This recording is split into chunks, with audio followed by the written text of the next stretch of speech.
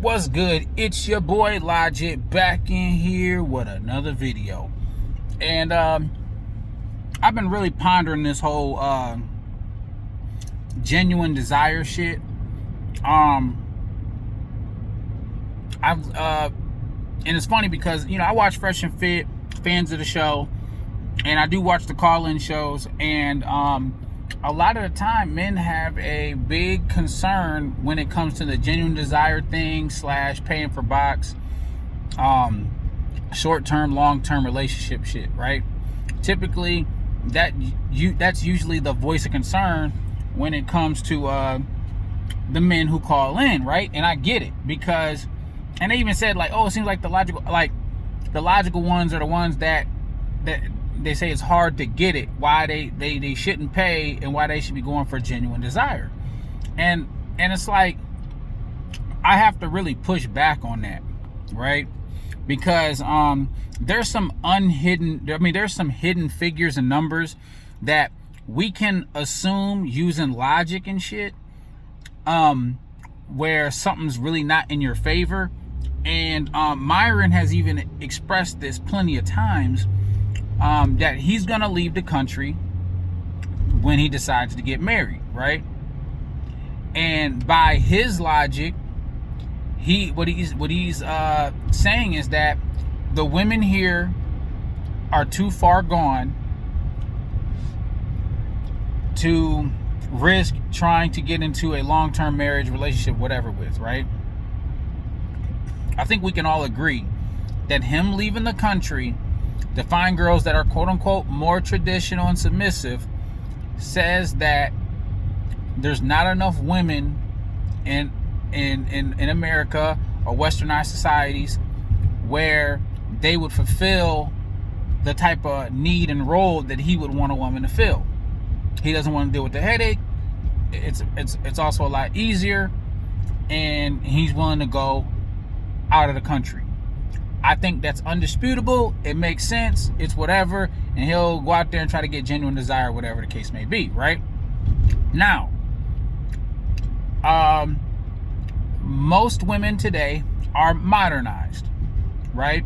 There may be a little subgroup of traditional women out there somewhere, but typically a woman would only be traditional if she had an example of traditional behaviors from their parents, meaning that these will typically be traits passed down from the mother, to the daughter.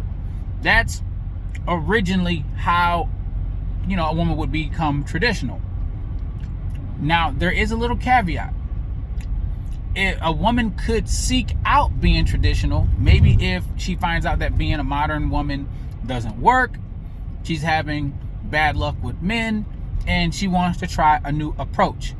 Maybe she does some research and she finds out that men like submissive women and not boss babes and all this stuff like that, right? But see, for that to happen, she must genuinely love men.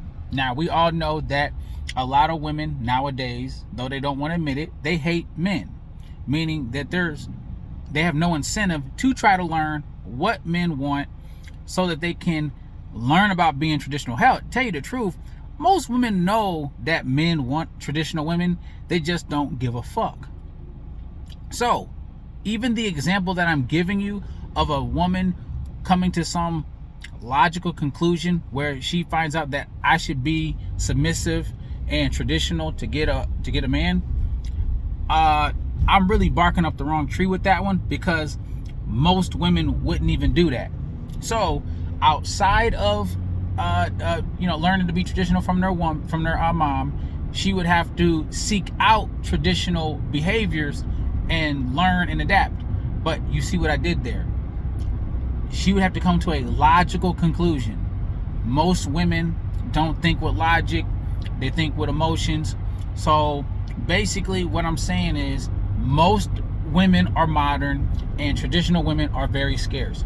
And I think the 80-20 rule applies to this. I would bet, using logic, 80% of women are modern while 20% are traditional, which explains Myron's reasoning for leaving the country to go seek out submissive women in other countries. It makes sense. I think we can all agree to this. 80-20 rule applies to traditional and modern women, and the reason why Myron would want to leave the country is because of those same numbers. And then we could break it down even further. Let's say we take the 20 traditional women. All right, they gotta be fit. That will probably cut that in half, right? Then they gotta be childless. That might cut that in half again. And then we're talking about like 5%. Still not worth, obviously not worth the hassle. So I say all that to say that if Myron is out here dating women in the modern day in a first world country, then he knows that, okay, I'm getting her genuine desire. But then you got to ask yourself, who are you getting your genuine desire from? Right? You're getting your genuine desire from a modern day woman who's not even fit for a long-term relationship. So I would ask, what's the point of getting genuine desire from a woman who can't maintain it?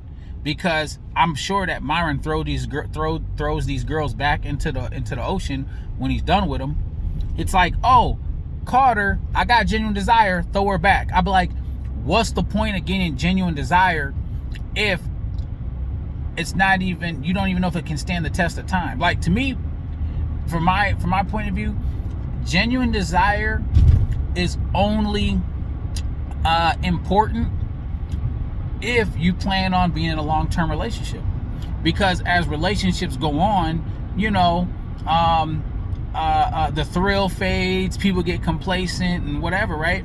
But if genuine desire, if you can, test your masculinity, quote unquote, I would say test your masculinity and see how far you can push her genuine desire to last 30 plus years, I think that in itself would keep your relationship afloat. But if you're getting temporary genuine desire from girls that can only last maybe a few months and then you throw her back in, I would say that you're wasting your time, unless you're gonna use the argument that because I'm getting genuine desire on such a consistent basis, that means in a long-term relationship I'll be able to maintain genuine desire for 20 years. I'm like, I don't think so, because everything needs to be tested. What you can do in a short period of time doesn't mean that it can translate into a long period of time, because there's a lot of factors that come in when it comes to long-term relationships. Like, let's say kids. Is she going to be the same woman after you have kids or after she gets older? There's a lot of variables there that you'll never be able to test. So I would say that getting genuine desire from girls that aren't even really worthy makes no sense to me, right? Oh, I want her to try her best when she's with me. Like, let's say I have her do some tasks for me, like I'm running a business and I need her to do this and do that, and she's actually, putting forth effort. I would argue this. Before she got there, you was running the company fine, right? And I would say a man would be dumb to build a kingdom to where whether a woman comes and goes would fuck it up. So really, you don't really need the girl. You're actually forcing yourself to try to need the girl and then try to instill genuine desire so that she's reliable when she's not really needed at all. It's just that you're going out of your way to put her in a position that could jeopardize your shit if she decided to go AWOL, but because you're trying to put genuine desire in there, it'll ensure that she doesn't. I'm like, there's a lot of hoops and a lot of BS that you're trying to get out of a chick that you're just going to throw back after, within a year. Or you could pay the girl, fuck her, leave. She never has contact with your business or whatever, so she never becomes a risk. Or you can actually test out true genuine desire in a long-term relationship where she actually learns your behavior patterns, learns your likes, your routine, and then she actually becomes an indispensable piece where then this is where genuine desire would actually show its true potential, because you would see if this genuine desire actually lasts 20 plus years, right? Genuine desire for floozy girls that you're only gonna fuck with for a few months, to me, is pointless, right? It's pointless. Genuine desire, really, its true benefit only comes when you've established it over a long period of time. Because you have three options. You can run through 50 girls, because Myron says, you gotta run, let's say it's 30 to 50 girls so you can get used to girls. But I'm assuming that out of all 30 to 50 girls, he wants you to establish genuine desire and then literally throw them back into the water, go through all the effort of genuine desire, and then throw them back in.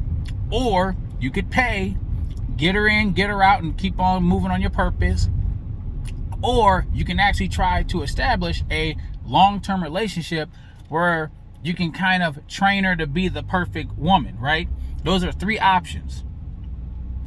And only one of them I could say is a real waste of time. And I think that's the running through 50 girls while trying to establish genuine desire, when most men, like, once to get to 50 girls plus and then try to be on your purpose, to me, you're gonna you run the risk of being distracted from your purpose, because you're trying to get to these numbers and you're trying to run through these girls that, quote unquote, as based on logic, Myron doesn't think that there's not even enough good girls here to where he's gonna leave the country and try to find a girl over there.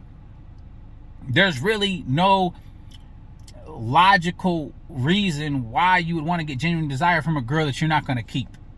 That's all I'm saying. Why get genuine desire from a girl you ain't going to keep? And I would use the theory that it will not correlate to long term, because you got a girl to actually do something out of the kindness of her heart in a 3-month relationship.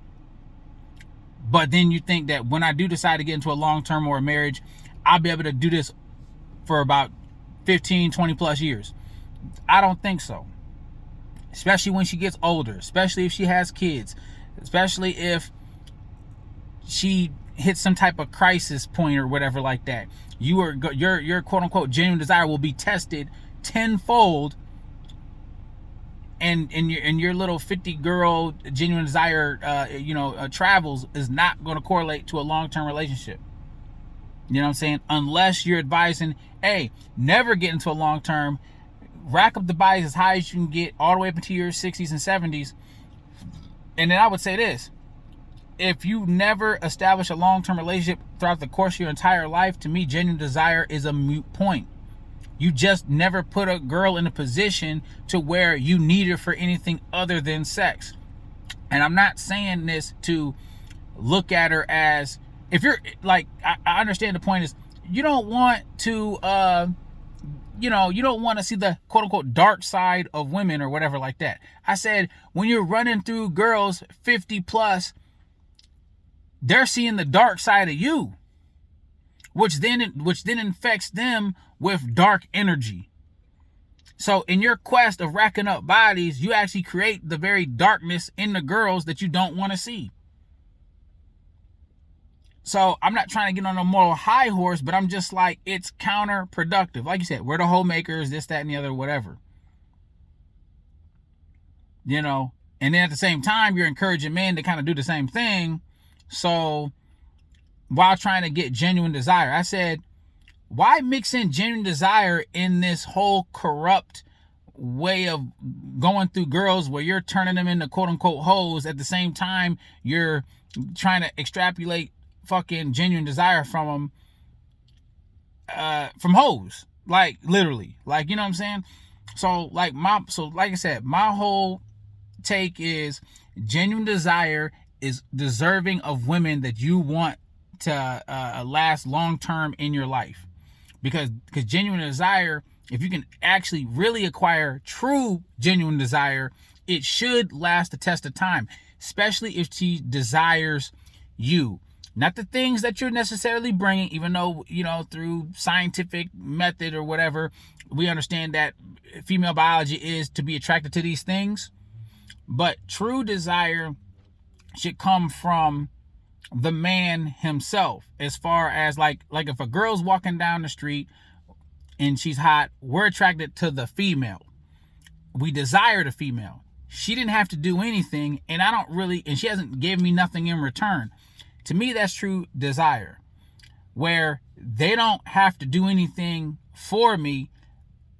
My impulses and desires are just attracted to them. And you would want that from a female. She just sees you. Maybe you look good, the way you talk, the way you move, has nothing to do with, let's say, the car you drove and this and that. Because as soon as she sees the car you drive and she's focusing maybe on the clothes, or she's focused in on maybe your clout or something, then what you realize is that she's not desiring you necessarily for you. She's actually thinking of what she's going to get in return. Therefore, she desires what she's going to get in return.